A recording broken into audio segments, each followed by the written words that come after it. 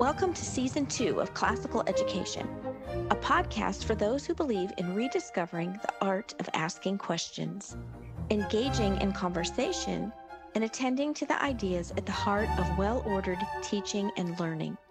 Adrian Fries and Trae Bailey invite you to join them on a journey in pursuit of the true, the good, and the beautiful, as we participate in the great conversation and listen to the many voices coming from the world of classical education.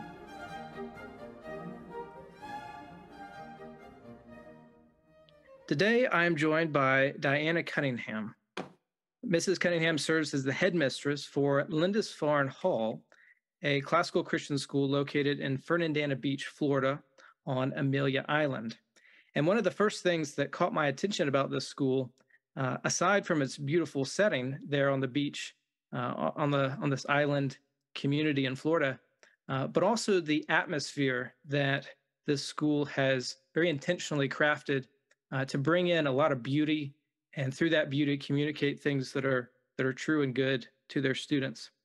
And so I was just delighted to have Mrs. Cunningham accept my invitation to come on the program. And I think we're going to have a conversation that is filled with a lot of beautiful ideas. And I'm just so excited to hear more about how she has been able to create this school in her little community in Florida. So, Mrs. Cunningham, welcome to the program. Thank you very much. Glad to be here. What I'd like to do as a way of getting started is I'd like to turn our attention to something that you have on the very front page of your website. You have a beautifully crafted website here that tells all about your school. And one of the ways that you open up on the very first page is with this question: what do you want for your child? And I'd like to just read the two paragraphs you have here, and I think this will be a good way of starting off our conversation. You say, quote, "Children spend over 10,000 hours of their lives in the classroom, second only to their life at home. Their life at school has the greatest impact on their personal, intellectual, and spiritual growth. What atmosphere do you envision your child spending those school hours in? What qualities of character do you hope will be cultivated? What loves do you want nourished? What challenges do you imagine the intellect encountering? At Lindisfarne Hall, your child will be loved and valued as a person created in the image of God. In our classroom, your child will be inspired by the focus on the true, good, and beautiful, which are prominent in our rich and varied program. They will be in an environment that fosters respect, honor, diligence, and cheerfulness. Every day at Lindisfarne Hall, your child will create, calculate, ponder, recite, solve, serve, attend, explore, and sing." End quote. So, Mrs. Cunningham, that to me is a beautiful idea for a school. I'd love to know how you came to put this program together. And before we get into the history of the school, perhaps we should think about some of these questions that you open up with on your website, these questions that are directed at parents and guardians, people who I think we both agree are the primary educators in a child's life. Why would you say it's important that these parents and guardians are thinking about these questions? And how do you sort of go about providing a space in which Lindisfarne can be a good place to find answers? Well, sometimes when we as parents think about education, we're very focused on the academic part of it, the learning to read, the math skills, learning about history. And we kind of have tunnel vision. We're focused on the academics, and we don't consider enough, I think, that our children are persons, and they learn in a lot of different ways, subtle ways, very important ways that are not necessarily academic. And one thing happened to me when I was in 6th grade that really had a big impact on me. It had to do with the atmosphere of a classroom. I was a child attending church and Sunday school, and one year, it was time to go from the 5th grade class to the 6th grade class. And our teacher did something very simple, but it had a huge impact on me. She went to the store and bought these special cushions for our seats in the Sunday school room. And that was such a very simple action that made a big impression on me. I realized this teacher cares about us. She's trying to make it comfortable and happy in here for us. And it changed my whole attitude about going to Sunday school class. It gave me a desire. I knew that I was special. It gave me a desire to study. So that one simple act of kind of treating her students as persons revolutionized my interest. So that's something that has always stuck in the back of my mind as I became a teacher and as a mother and now as a headmistress, that those atmospheric sorts of things that you might not consider do have a big impact on children and even as learners. So. Well, I love that story about how something as simple as a seat cushion made such a big impression on a young girl. And I can imagine that children are likely way more attentive to those things than we might expect. Yes. I know that when I think about, when I send my children to my mother's house, she is loving being a nana, a full-time nana now. And she has done some things, growing up, I remember her doing special things in our rooms and just trying to create an atmosphere in the home. But she's really taken that up a notch for her grandchildren. Oh, yes. And she certainly has that prerogative, and I understand why she would do that. And they just delight in visiting their nana because of, in part, because of the atmosphere that they're welcomed into. And that is certainly something that is generated by her personality and by the love that fills the room. But it's also expressed in little things like seat cushions. Right. Silly things that you would never think of. I mean, seat cushions are just, who would have ever thought? Well, that's right. And I didn't plan on telling the story, but and I really intend to just shift our conversation towards the particulars of your school. But while we're on the topic, I recall spending a week one summer when I was in college as an undergrad student, going down to Mobile, Alabama, and doing a bit of work with a church in the inner city there in Mobile. And one of the things we did was we would go door to door and we would just check in with folks and say, hey, we're with the church. We just want to see if there's anything you need. Can we pray with you? And I remember being invited into this one woman's home, and she was just the woman that lived in this, government housing. Every house looks the same. Mhm. It's cookie cutter, block buildings. And yet when you stepped out of the outside and into her home, you were just transported into a completely different space. Mm. And that was because she wanted her home to be a place of safety and comfort for the children in that community. And so she was just kind of known as everybody's grandma. Mhm. And they actually call her the candy lady, which apparently is a fairly common term among those communities. Just a lady in town who always has candy or cookies or something to share with the children. And you better believe she fed us. And, even with the very little she had, she just had a way of arranging it and created an atmosphere that really was a stark contrast to the world outside her front door. Right. Yeah. So I think that's a testament to what these little touches. You don't have to have a whole lot. Right. It's more about intentionality and care. I think. When you agree? I do. I agree.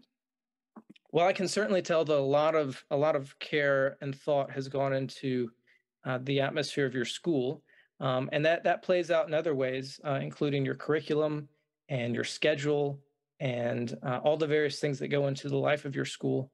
But while we're on the topic of atmosphere, Perhaps tell us a little bit about the story of how you came to build the school, just the brick and mortar, and just putting it all together. How did you take this beautiful vision and actually, uh, you know, make something out of it that real flesh and body children can show up to and enjoy?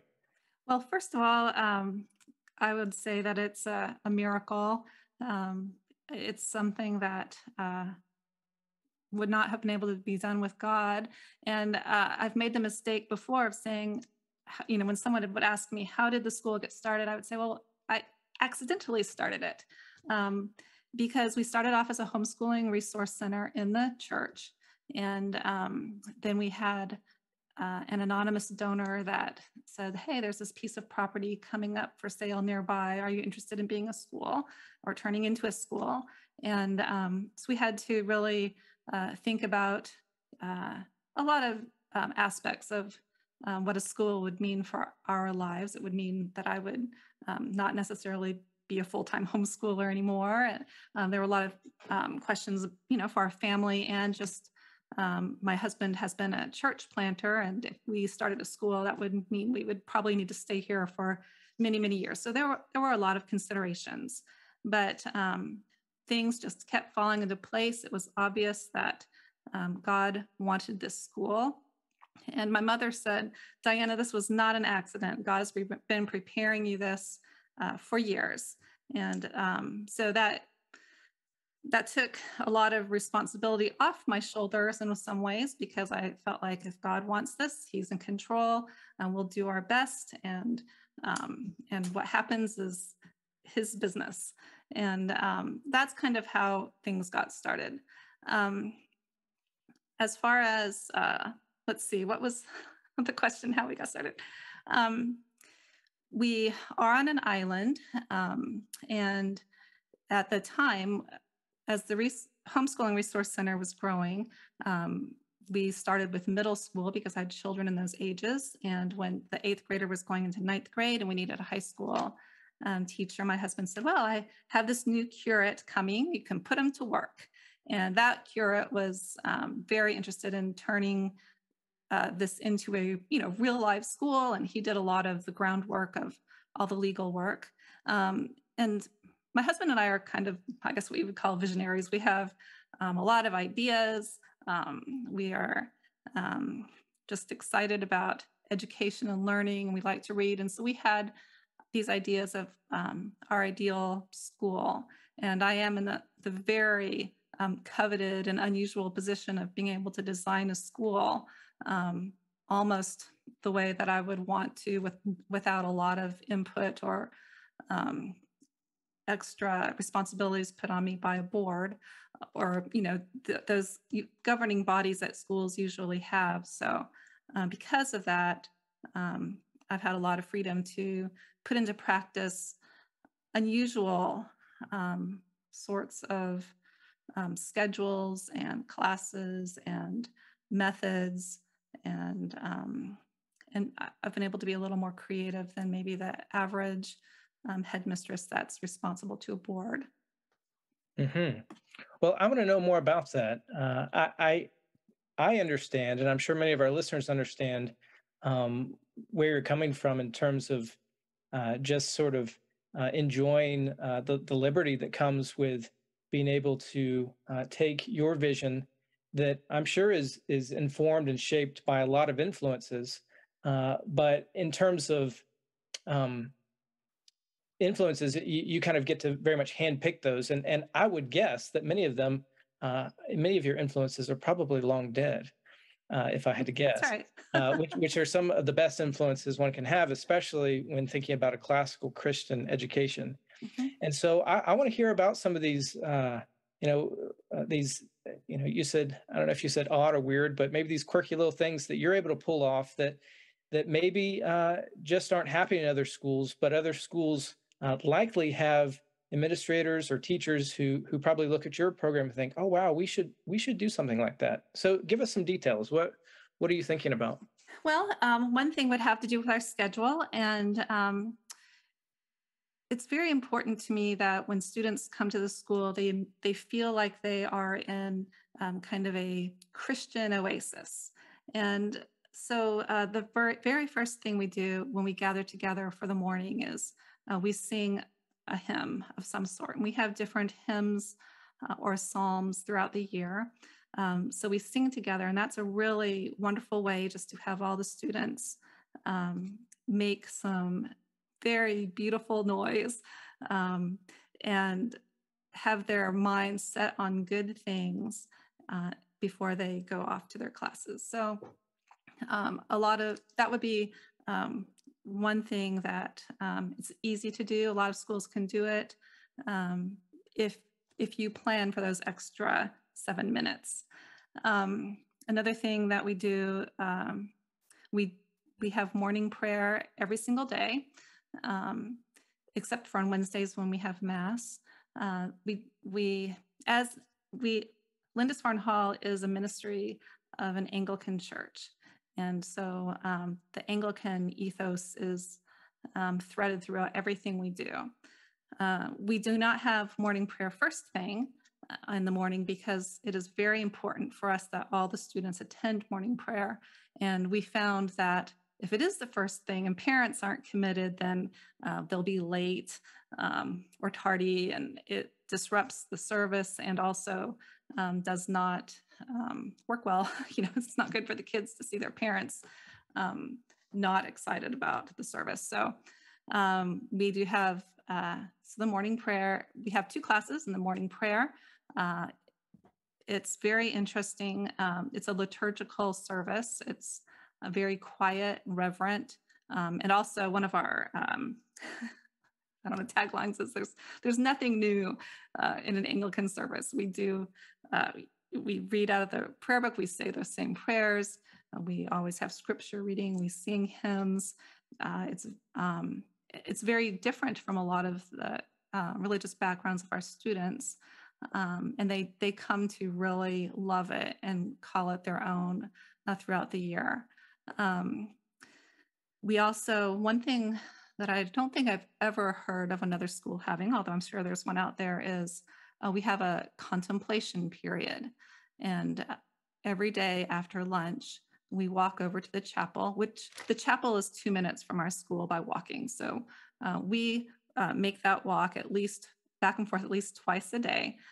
Doesn't matter how rainy it is. The only time we don't do it is if it's dangerous, if it's the thunderstorm. We want the kids to have these memories of charging through flooding waters to chapel because it's so important, and they love it. It's not as bad as it sounds, but for contemplation, the children go and they sit in the pews, and one of the fathers usually reads some edifying reading to them, or they have prayers. We suggest they pray for the students in their class, or they're directed in some other way. And sometimes it's just a quiet contemplative time for 15 minutes. That period of the day, when we first instituted it, we really did not know how the students respond. And we did not have a lot of hope for it. We were actually taking away 15 minutes of their recess and making them go, basically to church. And every year at the end of the year, we poll the students, what was the most meaningful thing at Lindisfarne Hall this year, or what went really well for you and what didn't go so well, and what are your constructive criticisms. And at the contemplation period always comes up in the polls as something that the students really find a lot of benefit from. So that's an unusual thing that we have done. Another thing, kind of one of the Anglican Church's great treasures is its hymnal of the English hymns. A lot of British schools are built around their choir schools. The American school that we kind of have I shouldn't say copied, but we have looked to for inspiration is St. Andrews in California, which dedicates a lot of time to choir. And so that is another thing that we have done that really has had huge benefits. And I'm talking to you as a person that cannot keep a tune. I cannot sing. It is my great um, hope that when I get to heaven, I'll have the opportunity to sing um, with a lot of notes all on tune. But God made me an appreciator. I can appreciate other people's singings.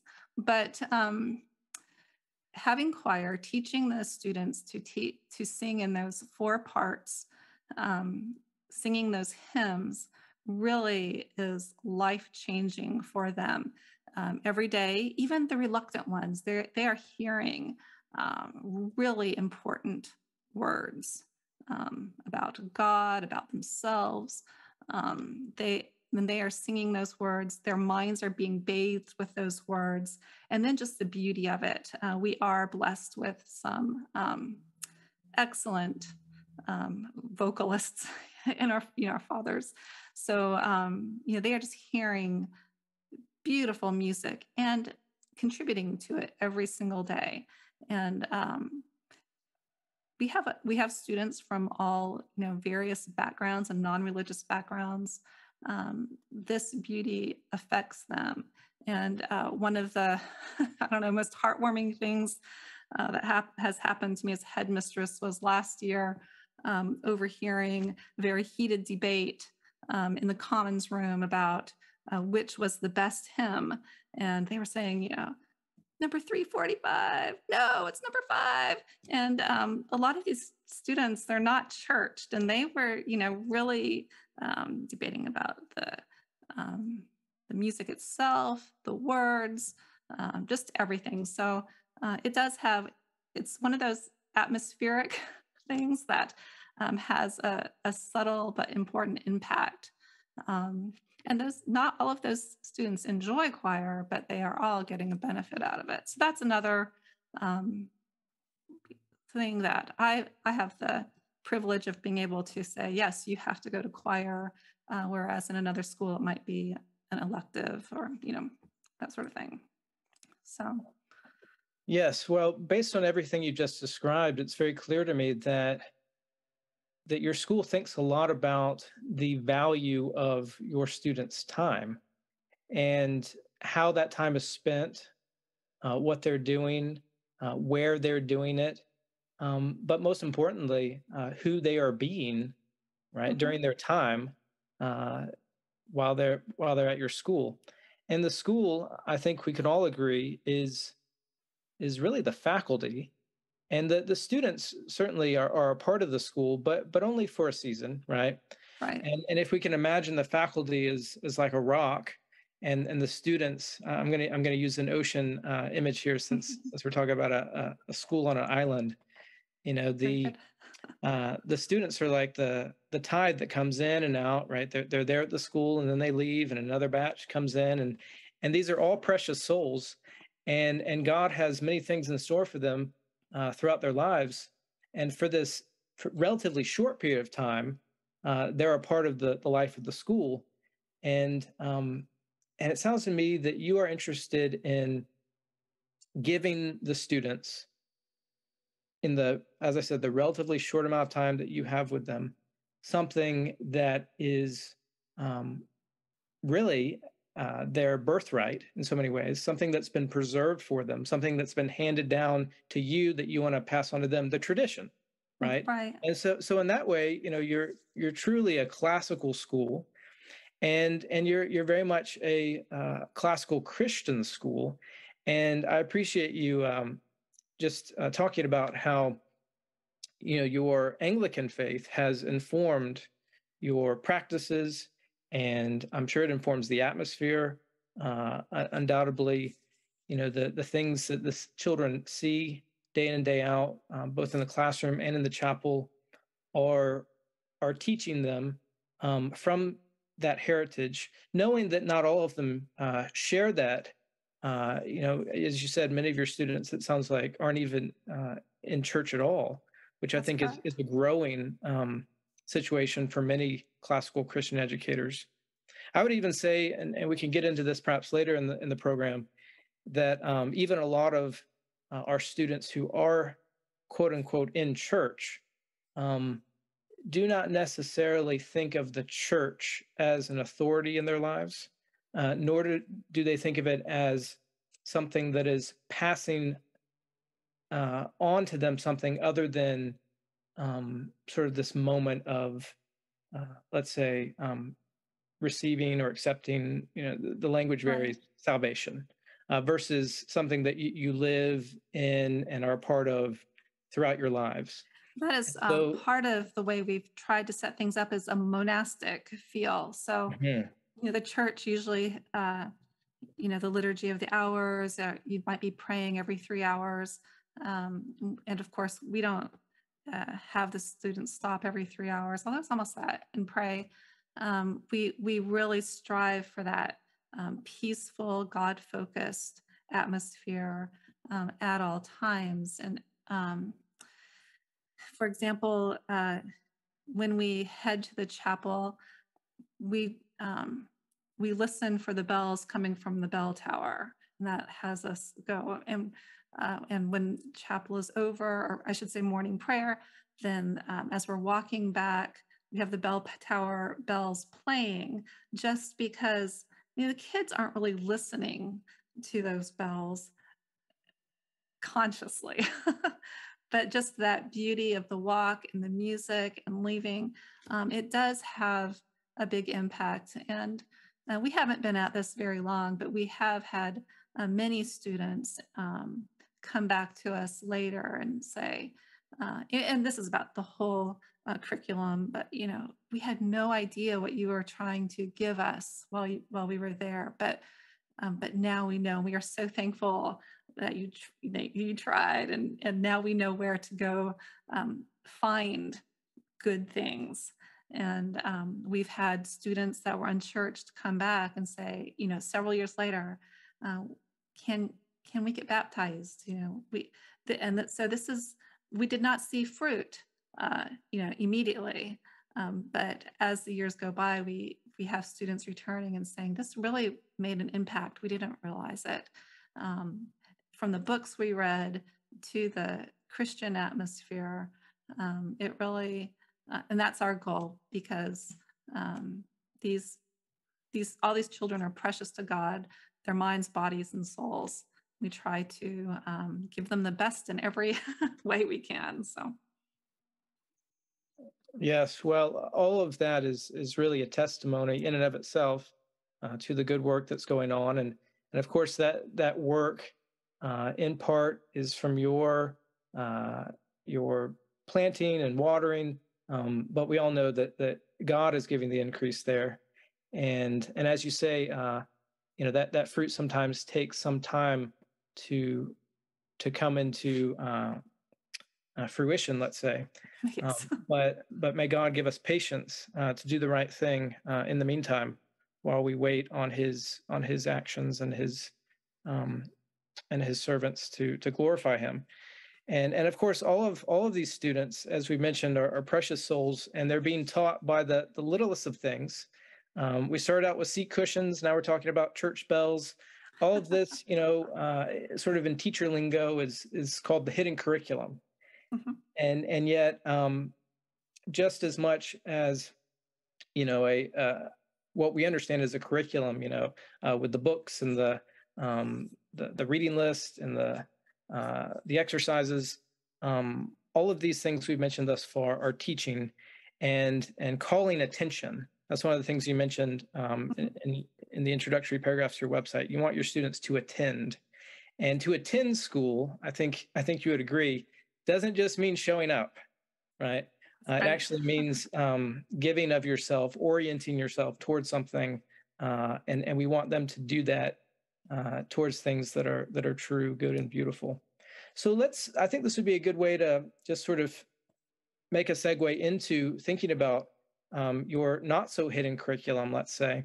Okay. Uh, so talk to me a little bit about the academics of the school. How do you approach that, and how do you sort of weave that into all these other beautiful elements that make up the life of the school?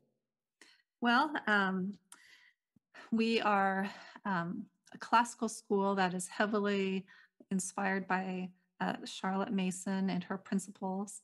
So as time goes on, as we have the ability to train our teachers and keep moving in the Charlotte Mason direction, we do that as much as we can. Of course, the first thing that many people think about when they think of her principles, which are all based on that the child is a person, which as Christians, and that's a very important principle, and the child's mind feeds on ideas, and those ideas are best found in books, in good literature. It parallels perfectly with most people's conceptions of classical education as well. So our curriculum is heavily based on good literature from the youngest grades through 12th grade.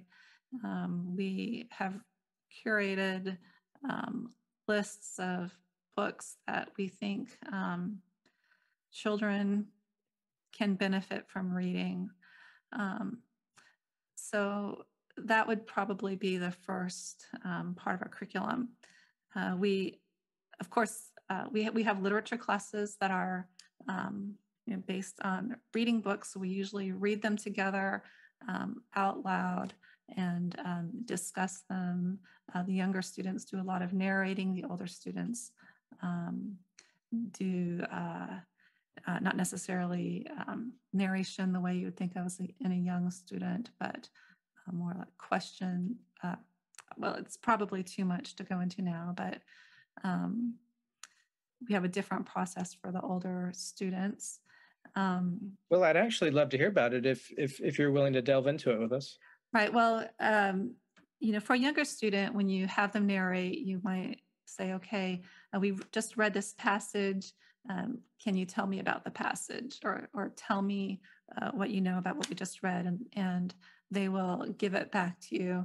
But it's not succinct. It takes a long time. And you're always asking other students, is there something you'd like to add? Or, so that's the way it is with younger students. With older students, we are crunched for time. So we do move a little more quickly, and we'll ask a little more specific questions like, why do you think he said that? Or what do you hear the author saying in this place? Or does this, can you compare this to another character that we've read about? But it takes a lot of preparation on the teacher's part to find good questions that aren't just being thrown out there. For example, you want to be able to ask questions that are going to be able to have good answers, not a waste of time. So it's a little bit different process, different questions, and maybe a little more leading of questions than you might have in a real Charlotte Mason narration. Mm-hmm. Our history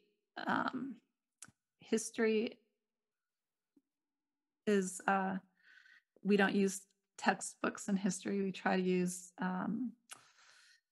real books and primary sources, that can go along with things. So in ancient history, they are reading they're reading Plato's dialogues.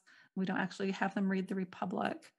We do start with the dialogues first, because they really get to know Socrates, and they really get to love and enjoy him. And then, hopefully when they go off to college and they can read the Republic and read some of the harder dialogues, they'll have developed a love and kind of understanding of what he's doing. They read a bit of the Nicomachean Ethics, and then we have put together a volume of writings from all over the world. So let's see, there's Ptahhotep, I think, from Egypt. There's Confucius. So I don't know. We have various readings, and I don't teach this class, but the hope is that when they read the great works of other cultures, they will see this is a human, this is an inherent human nature. I mean, we look, no matter where we are, we all looked at this thing in this way, but then there are differences in interpretations or responses or actions, but they really get to see some of like the universal human principles, and then the different ways they may be acted out, or and especially having, of course, most of us have Christian philosophical understandings of things. The students go, oh, that's a little different than the way we would have looked. As a Christian, we would have dealt with that or thought about that, and that brings up a lot of really interesting ideas.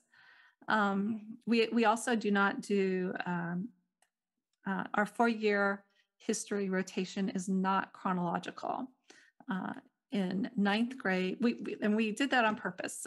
We used to start off with 9th grade as the ancient year, but there's so many really deep things to think about. And our 9th graders were getting good grades. They knew all the words, but we realized as time went on, they actually had no understanding of what was really being talked about. So we changed that around.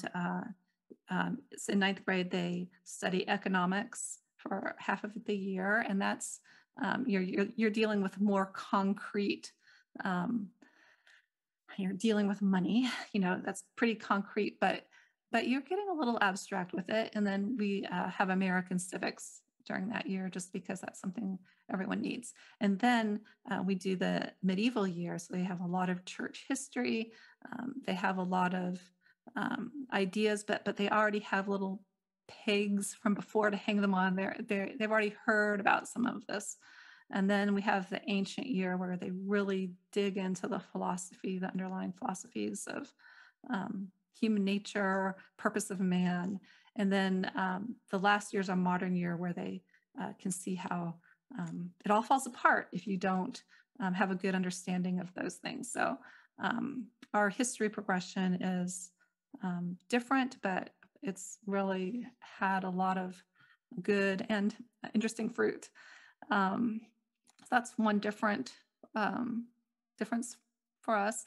Another difference, mostly in the younger grade, is we do try to stay away from workbooks and textbooks, and even in things like in subjects such as English grammar. My tagline is keep the words in their habitat. So if we're going to read a story, it's going to be from a book. If we are going to study about nouns and verbs, they are going to be in a sentence, and hopefully a sentence and a paragraph that we have a context for. If we're going to study about rhyming, we're going to be looking at that in actual poems. So we try to make sure that nothing is particles, but we're always looking at the whole first. We look at the whole and then look at its parts. And that really looks very different in the classroom from a workbook or textbook type of strategy. Well, this idea of considering the whole and then looking at the parts sounds like, in so many ways, that's sort of a motto for the way you think about the entirety of your school. Right. And so I'm wondering, with your vision and your ability to implement this vision, how then do you find other teachers to continue carrying out that vision and teaching well? What sort of qualities do you look for in a teacher? Well, God has been very good. We do pray every year that He will bring the students He wants us to have, whether they're students that need to be there, for their own sake, or students that we need to learn something from. He sends us both kinds, and also for the teachers. So we pray the same thing, that He'll bring us the teachers that we need, and not any that we don't need.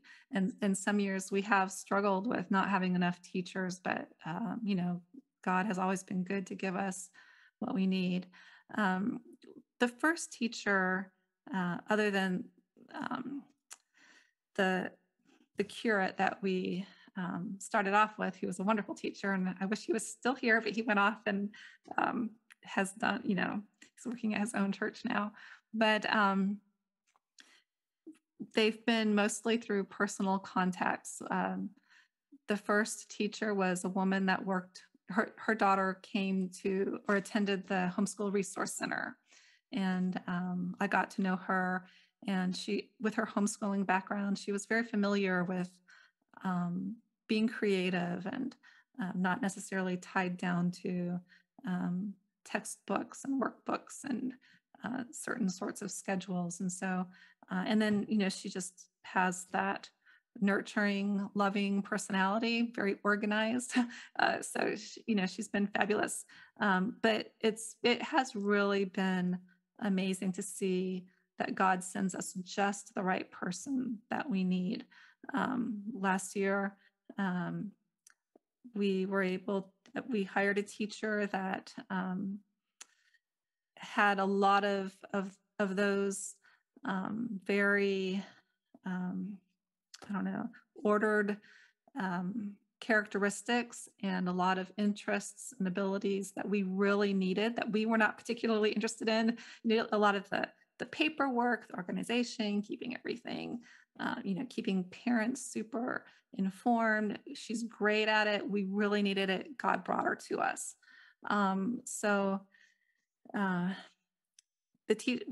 When we have teachers come, we have a yearly retreat before the beginning of the year. We take all the teachers to an out-of-town Airbnb, and we do go through our philosophy with them. And it's not something that people get right away. We're always quite shocking to our new teachers. Especially if they have been teaching before in another school with a lot of rubrics and, I don't know, keeping track. Yes, I hear what you're saying, and I want to dig into this a little bit more if you don't mind, because Sure. I know that a lot of our listeners are either teachers themselves who have sort of been caught up in this beautiful vision of classical Christian education, but perhaps they find themselves in an environment where they can't fully implement that, or are struggling to figure out how to bring that into their current school. Or we have administrators who are desperate for good teachers and are finding people who have certain let's say experiences and qualifications that in just about any other school would make them fit the bill. But of course, the classical Christian education is calling people to something that, as you said, is sometimes a bit shocking. And so how do you work through that? And how, I guess what I'm asking about is sort of your faculty development and your training, for lack of a better word. Mm-hmm. How do you sort of invite and then sort of walk alongside your teachers as you help them maybe come out of some different philosophies of education or previous experiences and habits that they're now in some ways willingly giving up, but also having to learn some new tricks, so to speak? Right. Well, first of all, I wrote manuals for our teachers, and one part of it we do every single year, and it's the philosophy portion, because if you can understand that, then whatever gets thrown at you at school, you'll be able to kind of think about it through that lens and make a good decision, or understand why I'm saying do this or don't do that, or something like that. And so we spend a lot of time on what is a person, body and soul. A lot of people have never really thought about it that way. The soul is not something that is considered a lot. And I am talking about, the end of a soul, or the purpose soul, but also just all those human characteristics that come along with having a spiritual soul. So we talk a lot about what a person is and what the purpose of man is, because everything we do as a school needs to be judged through the lenses of the right views on both of those things. And so we spend a long time on that during this summer retreat that we have. And then the second portion is more of what does it mean to have words and habitat, and what sorts of questions are good to ask and what sorts of questions should we avoid, and how do you, some of the nitty gritty, depending on which grade or which subjects a teacher is teaching. How do you go about this? When we have science teachers, I always make sure that, science teachers, scientific method, it's presented as the best thing in the world. Well, there are some very important limitations to the scientific method that I want mentioned every single year to our students. There are many things that the scientific method cannot answer. For example, its biggest problem is if something cannot be measured, it does not exist. And so with that one, precept, you've just wiped out the entire spiritual world.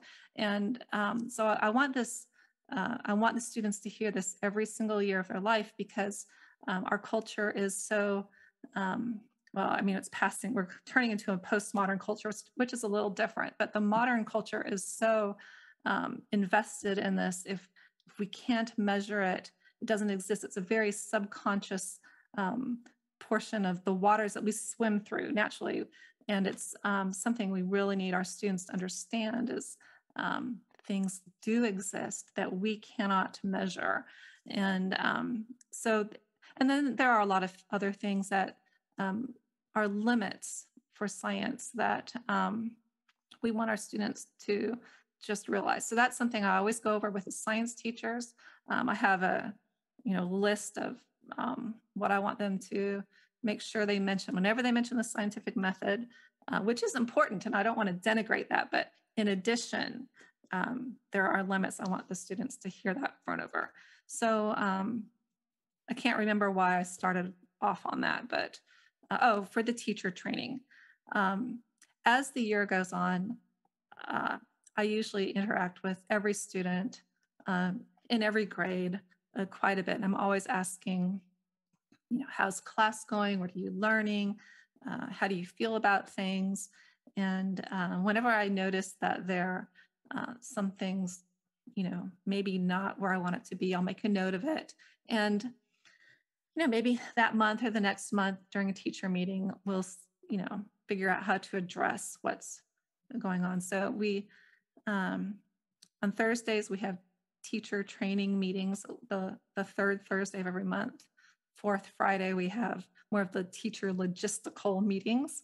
So that's kind of how it works out for us.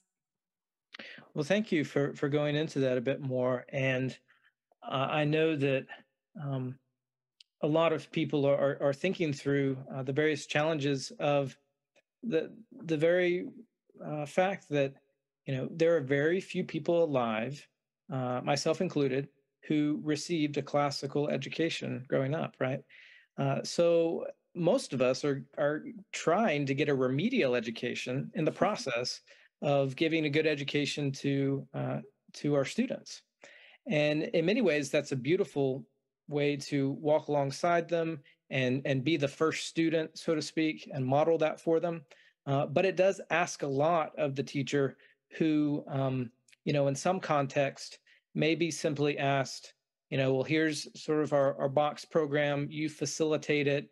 And, as long as you don't get us sued or do anything that is sort of wildly outside the scope of, I had a literature teacher. I didn't think I'd be sharing as many stories as I am. I hope people are enjoying these.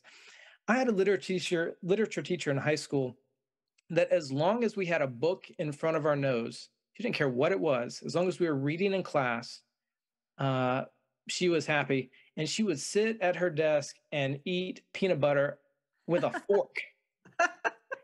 Right? So I just had the smell of peanut butter, people sitting around reading John Grisham novels. I mean, that was my literature class in high school. So just confessions of sort of, my experience in what was otherwise, a county school that, had, by and large, believers, in the classroom, who were, fighting against a lot of the things that are working to intrude themselves on the lives of students, but didn't necessarily think about the larger ideas at play here and how both the classical tradition, well, they weren't thinking about the classical tradition at all, but just how the Christian tradition in and of itself ask a lot more of us, right? In terms of the atmosphere and our practices and the things that we model in front of the students and the things that we ask of them.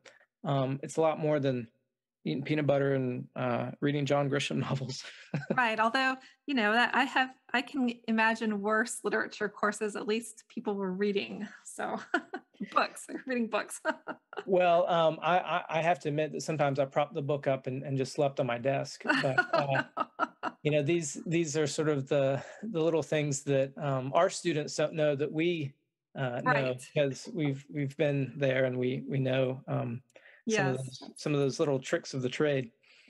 I want to go back to something you mentioned earlier on in our conversation. I love how intentional you are with your questions. It seems that you think a lot about your phrasing and your word choice. And one of the things you said that you would ask of your students, I think at the end of the year, was what was the most meaningful thing? Mm-hmm. Which that is such a radically different question than what was the most fun thing or what did you like the most? Why? And maybe you haven't thought about it in this way, but do you think we could just have a back and forth about why that question of meaning perhaps is a more important and a more pressing question? Not to say that we shouldn't have fun or that our students shouldn't like school. They certainly should. They should love it. But why is that question of meaning so important to you? I guess that's what I'm interested in. Uh, myself is I hope and desire that they're finding some meaning in their life at Lindisfarne Hall, and and I feel like we try very hard to provide things. Not we don't want them to look at their education and think, just so what? Okay, so I learned this. So what? We want things to touch them as persons, because each one of them is a person with infinite, possibilities. We don't know what they are. They can be touched in different ways. We don't know what will be meaningful to one child and not to another, and vice versa. So it's always very interesting to me to see what touches them, and just to go back to that atmosphere question. It's the beautiful things that actually touch them. So it's always surprising to me when it blew my mind when they said that they really found the contemplation period beneficial, especially that first year. And we weren't asking, what do you think about contemplation? We would say, what was the most meaningful thing, or what are some meaningful things? And this came up over and over again. But they are sitting in a very beautiful little chapel. Everywhere their eyes can fall, there's something that's beautiful that they can look at. They're hearing words read, hopefully in a beautiful voice. It's not mine, it's one of the Father's voices, but the beauty really does affect them. And this year, we we found out that the building itself was meaningful. My husband, who's the pastor of the church, jokingly said something like, "We're going to tear down this chapel and we're going to build a larger building over here." And the students went bananas. "No, you can't tear down our chapel. We love it. It's so pretty. This is our church," and they had taken ownership of it, and and that the building itself was meaningful, which we kind of were not expecting. But they when we ask them what's meaningful to them, usually it is their meaning draws from something that they have participated in the religious life of some sort. So, which I think that your students' testimonies just speak volumes. And I know that so many people would love to hear similar things coming out of the mouths of their students. And my encouragement to them is they can. It's possible. First and foremost, going back to these principles, respecting the student, the child as a person, right? First and foremost, even that question of what was most meaningful shows that you respect them as a person, right? Dogs can have fun. Cats like things, but only the human experiences meaning in the deep ways that we do. And so that question of what was most meaningful, I think, is really powerful. One of the final things that I'd like to ask you about, and we could go on because there are so many little nooks and crannies of your school that we could explore together. But I want to think about how the role of the church calendar sort of operates in the life of your school. Certainly. The first thing students notice, especially students that are coming from other Christian backgrounds or non-Christian backgrounds, when they walk into our chapel, are the appairments. So there will be a lot of green if it's a certain season. For Trinity season, or in other churches it's called ordinary, or it might be red if it's a Martyrs Day, or it might be purple if it's Lent. So they notice there are things happening with the colors, and that's one of their first introductions usually to the church calendar, and they notice it every time. It's interesting. But as a school, the church calendar has a lot of what is called in liturgical churches saints' feast days. And this is the first time a lot of students have heard the word saint used in a way like, such as this. So we grew up and we all know that we are all saints, but they haven't ever heard it applied to maybe a particular person. And it's a really neat thing that they enjoy. So our first term, the Michaelmas term, we also our school has houses. Probably a lot of classical schools do. We have 4 houses, and they're all dedicated to a certain virtue. But when our students first arrive, the first year, they're called novices, and so they are not in a house. And then after a year, if they are going into 8th grade or above, they get sorted into a house. And our sorting is, I haven't heard of any other school doing something like this, but it is kind of Harry Potterish, because they are sorted according to what we see as their primary virtue. So we have the house of Wing Spear. By the way, I made up these names, so that's but Wing Spear. You can hear the Wing Spears. That's actually St. Michael's house, the house of courage, of standing up for what's right, even if it puts you in a bad place or it's humiliating or something. So that's the house of courage, St. Michael. And so that first term, Michaelmas, is also our Wing Spear term. Our second term is Sapientia, which of course is the house of wisdom. Oh, each of our houses has a saint that goes with it. So that's where I was going with this. Sapientia saint is Saint Hilda from the 600s, Whitby. She was a very wise woman. But there's interesting stories and legends that go along with saints that kids love. And so with Saint Hilda, she evidently, according to legend, turned all the snakes into stones and threw them off the cliff. Well, these stories really capture the attention, especially, well, of all students. And we try to really pick saints that have stories that capture their imagination and are really worthy of imitation. So every October 4th, we have St. Francis.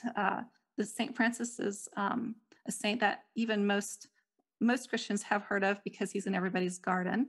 And all students are excited about participating in this because they all have pets that they want to bring to the St. Francis Blessing Day. So it's a big pet day at school. Everybody brings their pets.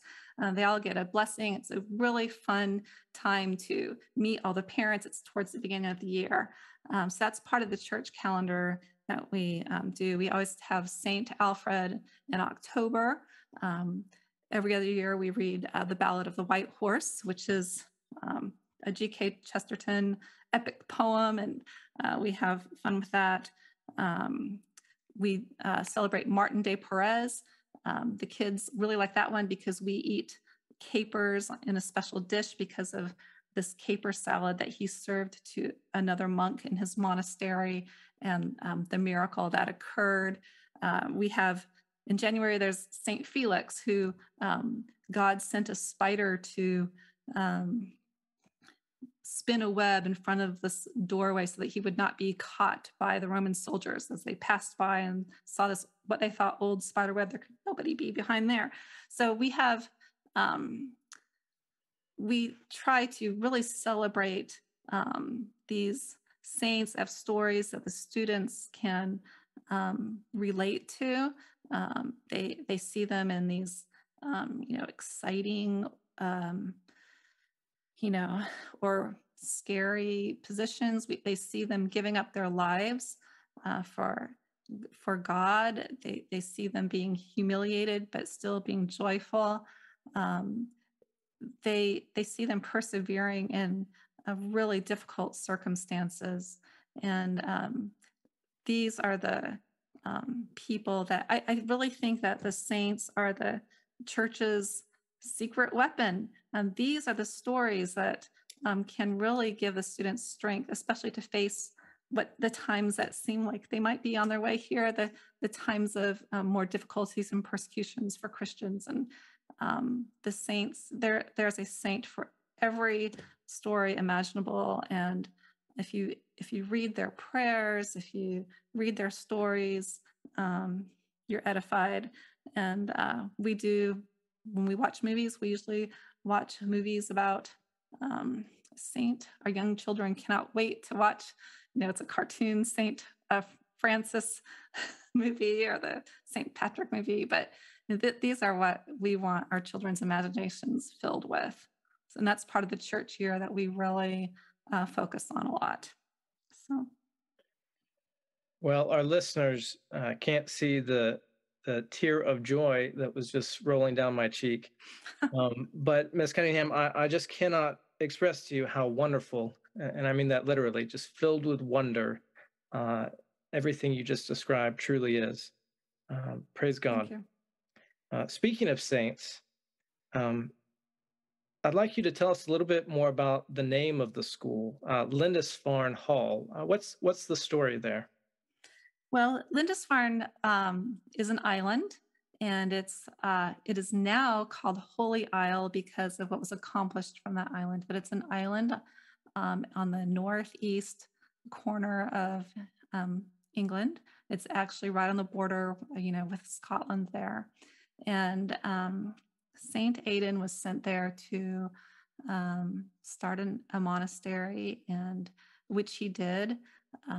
And from that monastery, they were able to evangelize North England. They had a great impact. They were really able to serve the Lord from there. And so our school, Lindisfarne Hall, is named after Lindisfarne Abbey. And the way that came to be was my husband and the curate, Father Brian Oldfield, were sitting around, I guess, in their office, and they noticed, hey, well, Lindisfarne is an island off the northeast part of a country, and we're an island off the northeast portion of Florida, and they started a school and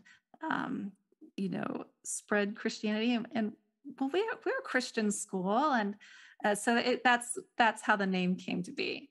And it has not been a good name for advertising. We actually have to explain to our students every year.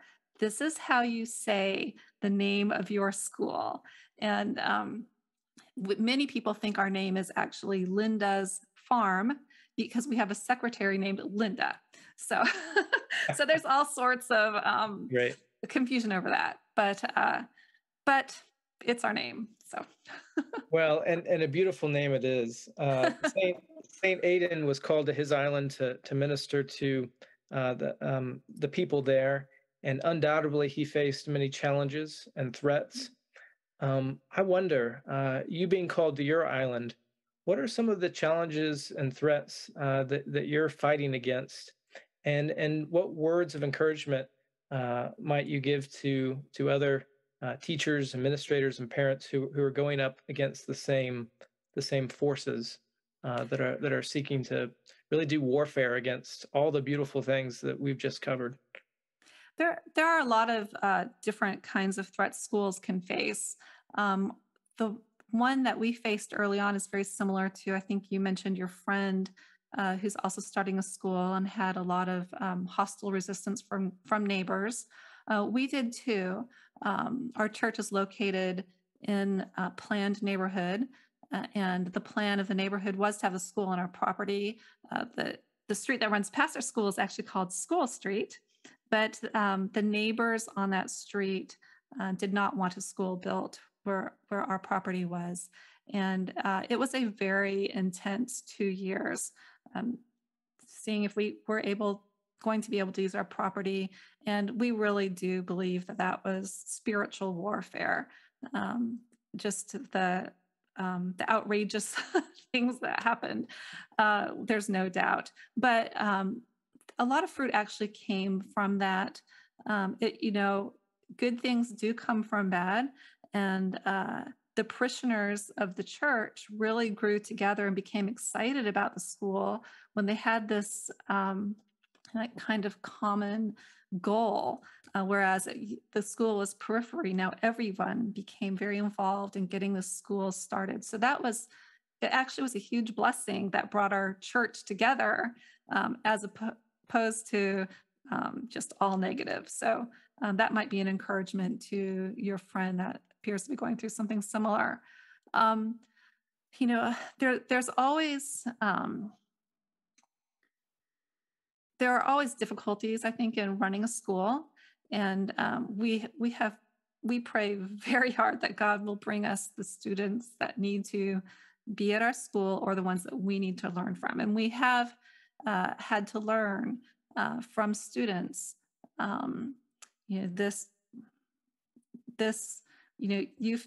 We've learned that certain things don't work, no matter how much we might want them to work. That there are some things we can't fix, and we've had to learn certain things like that. We have had hostile parents here and there, but I think that's all par for the course. In Florida, we don't have a lot of oversight from state requirements, so we are free to do what we think is best for the students as far as curriculum. So we don't have those sorts of fights either. We're very blessed. So we pray a lot for the school, for the students, for the faculty, always. And I truly believe that having our students attend morning prayer every single day and mass every week really gives us that that strength that we need, and protects us. I think protects us from evil as well. So. Well, Mrs. Cunningham, you've laid out a beautiful vision for us, and the great thing is that you're making it happen. And of course, God is working through you to make this a possibility. And so I hope our listeners will join you in prayer for your school Thank you. for the people that you serve. And I appreciate your time, and may God bless you. Thank you. Thank you very much. Thank you so much for listening. We invite you to experience the art of teaching through interactive learning communities at our Patreon page. Visit patreon.com/classical education. Also, be sure to join the conversation on our Facebook community at facebook.com/groups/classical education. We are a listener-supported podcast, so your support makes this podcast possible. As the great artist and educator John Ruskin once wrote, "Well, my friends, the final result of the education I want you to give your children will be, in a few words, this. They will know what it is to see the sky. They will know what it is to breathe it. And they will know, best of all, what it is to behave under it, as in the presence of a Father who is in heaven."